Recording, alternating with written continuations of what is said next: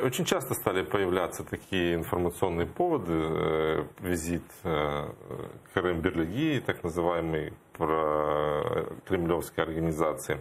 До этого там Поклонская с Бальбеком ездили к президенту Турции. Как нам реагировать на эту ситуацию? Ну, кроме вот таких вот официальных заявлений МИДа, есть ли у нас возможность как-то предотвращать это? Ну, дуже важливо все ж таки сказати, що це не останнім часом почали з'являтися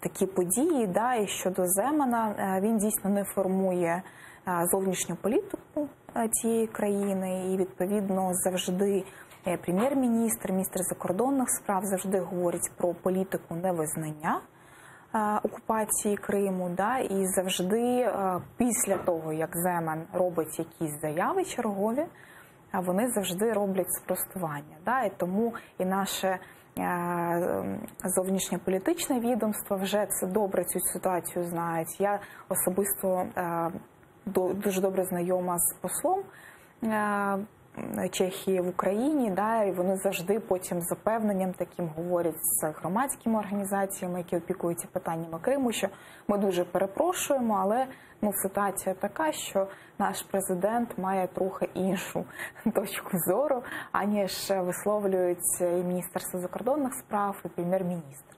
От. Як реагувати? Звичайно, що потрібно реагувати в першу чергу Міністерство закордонних справ.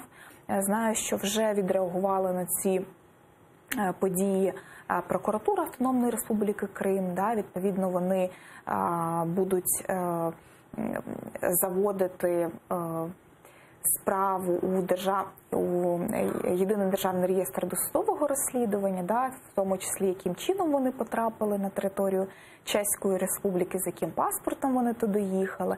Але з іншого боку, здається, Ахтем Ага, Чийгоз, він коментував це, що дуже важливо дійсно робити певну превенцію, хоча все одно ми не зможемо зробити. В тому числі відправити перелік таких організацій, які є колаборантськими, до наших міжнародних партнерів. Власне, представництво зараз цим займається. Ми формуємо перелік організацій, які їх не так багато, але все ж таки дуже важливо верифікувати абсолютно всі організації, які там працюють і в першу чергу комунікують і є цими фактично руками, да, окупаційних органів влади. Це Керем Бірліги, це Крим, це ряд інших журналістських, в тому числі організацій, окремих так званих лідерів думок. Да, і ми зараз над цим списком працюємо, будемо передавати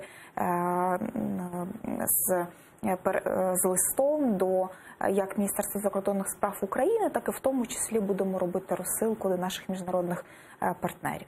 Тому це дуже важливо, це може бути одною з превенцій, але все одно ми розуміємо, що якщо на такому високому рівні, да, приймається рішення, я абсолютно погоджуюсь з Мустафою Ангаш, що про цю організацію однозначно чеському президенту сказали хтось з російської президентської канцелярії, да, що це була дійсно провокація спеціально зроблена, як це було в Туреччині, в тому числі. Тому такі дії дуже складно буде просто перебити лише надсиланням листа з переліком колаборантських організацій.